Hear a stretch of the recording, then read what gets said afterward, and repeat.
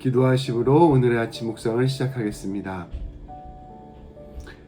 하나님 아버지 감사합니다. 오늘도 변함없이 새 아침을 주시고 주님의 말씀으로 하루를 시작할 수 있도록 인도하여 주심을 감사드립니다.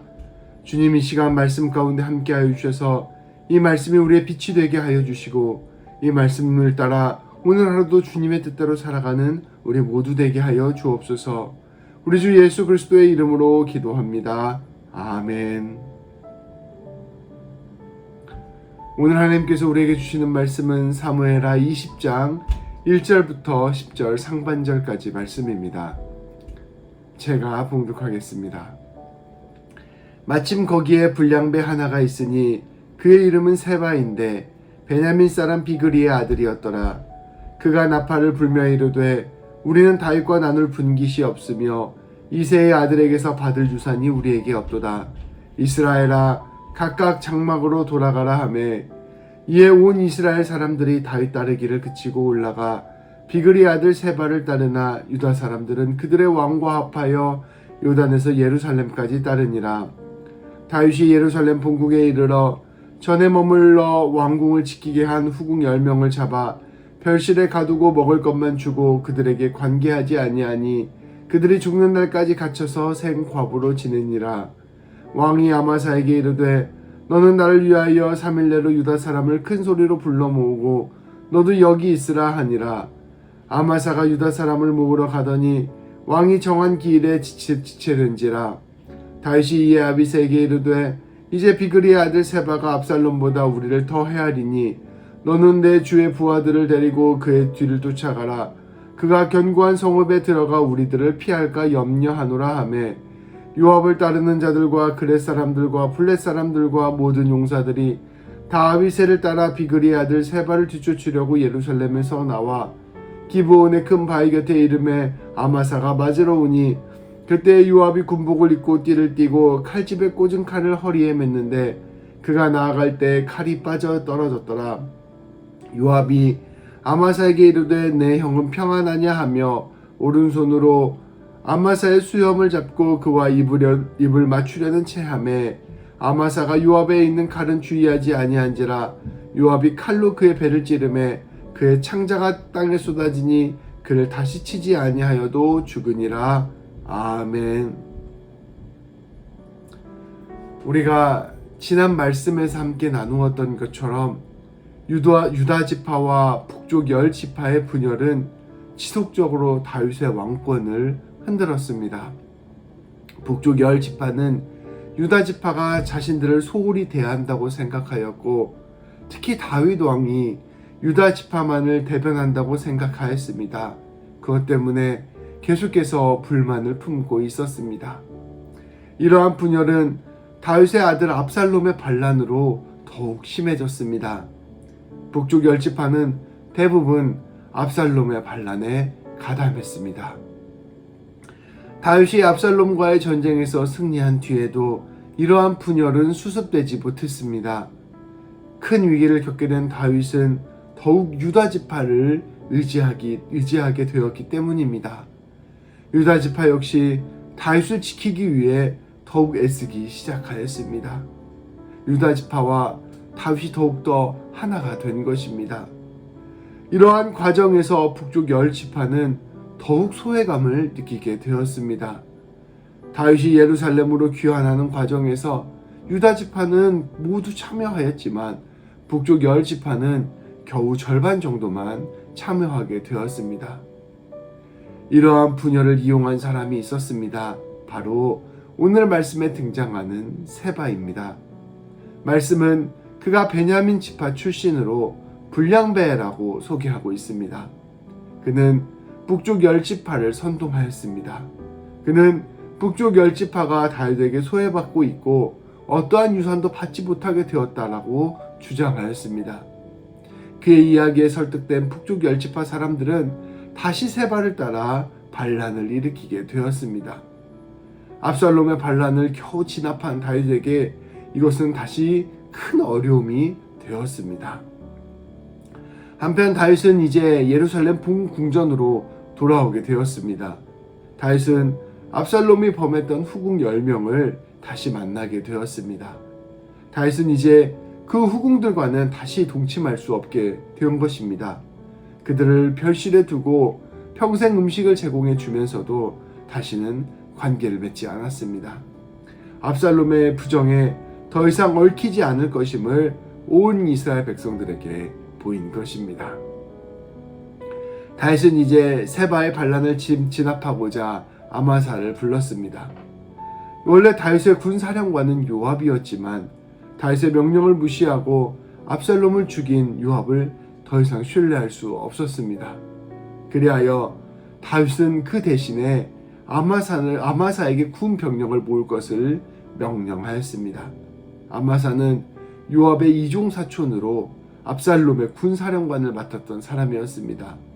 그는 다윗의 예루살렘의 귀환 과정에서 다시 다윗에게 귀순하였습니다. 다윗은 아마사에게 유다 지파에게서 군대를 모으라 명령하였습니다.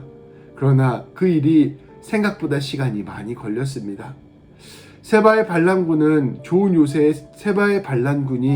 좋은 요새에 자리 잡을 것이 걱정되었던 다윗은 다시 요셉의 동생이었던 아비새에게 자신의 친위대를 데리고 직접 세바를 쫓아가라 명령하였습니다. 아비새는 요압의 부하들 블렛 사람들을 모아서 예루살렘에서 출정하게 되었습니다. 그때 놀라운 사건이 일어났습니다.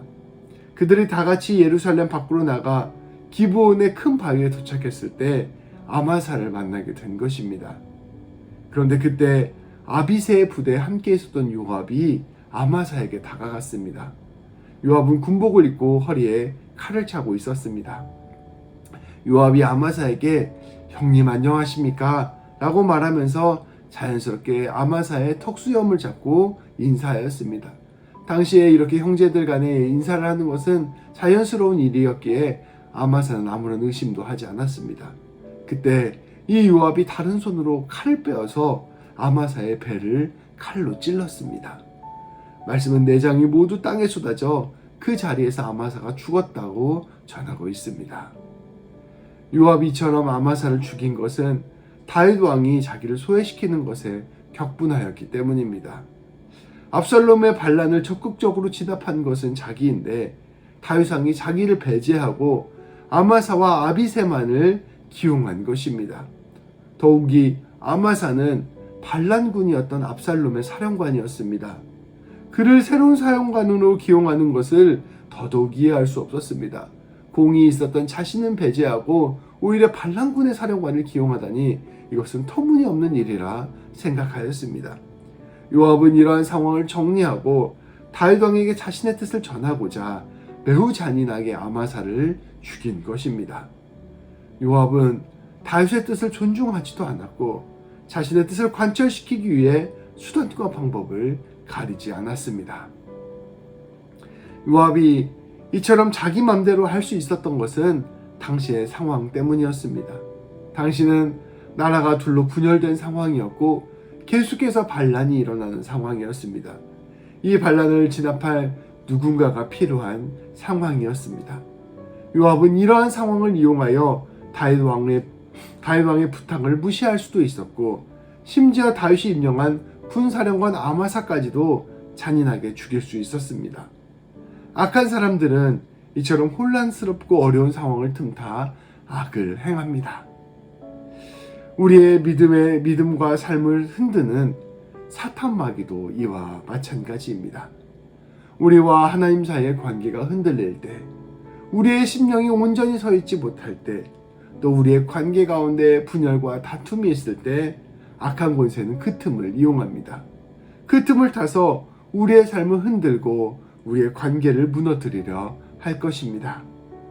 말씀은 우리의 싸움이 혈과 육에 관한 싸움이 아니라 영적 싸움이라 가르쳐주고 있습니다. 그것은 우리의 싸움이 사람과의 싸움이 아니라 악한 권세와의 싸움이라는 것을 의미합니다. 우리가 늘 신실하게 하나님을 붙들고 하나님의 사랑 안에 거하며 내 이웃과 사랑과 화평을 이루며 살아갈 때 우리는 우리를 흔들고 유혹하고 무너뜨리려 하는 모든 악한 권세를 이겨낼 수 있을 것입니다. 우리는 주님 안에서만 영적 전투를 승리하게 될 것입니다. 오늘 말씀을 기억하며 이와 같이 기도합시다. 주님, 오늘도 말씀으로 하루를 시작하게 하시니 참 감사합니다. 주님, 오늘 말씀 속에서 이기적이고 잔인했던 요압의 죄악을 살펴보았습니다. 주님, 그가 그러한 죄를 저지를 수 있었던 것은 끊임없는 반란과 전쟁 속에서 그의 죄악을 멈출 수 있는 공의가 온전히 서 있지 못했기 때문이었습니다. 요압은 전쟁을 이용하여 자기의 권력을 세웠고 혼란을 이용하여 자신의 적대자들을 죽여버렸습니다. 그의 죄악은 악한 상황 속에서 자라나는 독초와 같았습니다. 주님, 우리의 삶도 이와 같음을 고백합니다. 우리가 주님 앞에서 온전히 서 있지 못했을 때, 우리가 주님과의 관계가 흔들릴 때, 그 틈을 이용하여 악한 권세가 우리의 삶을 흔들고 무너뜨리려 함을 고백합니다. 주님, 우리가 늘 깨어서 주님과 더불어 동행하며 우리의 심령을 굳게 붙들게 하여 주옵소서. 이를 통해 악한 권세가 우리의 삶에 틈타지 못하게 하시고 우리의 삶의 모든 영적 전투에서 승리할 수 있도록 인도하여 주옵소서. 우리의 삶을 통해 오직 하나님 사랑, 이웃 사랑이 넘치게 하시고 온전한 주님의 뜻이 드러나게 하여 주옵소서. 기도하시겠습니다. 주님, 감사합니다. 오늘 말씀을 통하여 악한 세력과 악한 권세들이 우리의 연약함과 우리의 부족함을 틈타 일하게 됨을 깨닫게 하여 주시니 감사합니다. 아버지 하나님, 우리가 먼저 주님과의 관계를 온전히 세우게 하여 주시고 주님, 우리의 삶이 온전히 주님 안에서 평안을 누리게 하여 주시며 주님의 사랑 안에서 사랑의 교제를 나누는 삶이 될 수 있도록 인도하여 주옵소서. 하나님, 그것을 통하여 악한 권세가 우리의 삶에 틈도 타지 못하게 하여 주시고 모든 영적 전투에서 승리하는 우리 모두가 되게 하여 주옵소서. 날마다 주님과 더욱더 가까이 함으로 말미암아 우리 삶에 닥쳐오는 모든 도전들을 넉넉히 이겨내는 우리 모두가 되게 하여 주옵소서. 우리 주 예수 그리스도의 이름으로 기도합니다. 아멘. 기도하심으로 오늘 하루를 시작하도록 하겠습니다. 오늘 삶 가운데 다가오는 모든 영적 전투에서 승리하는 우리 모든 성도님 되시기를 축복합니다.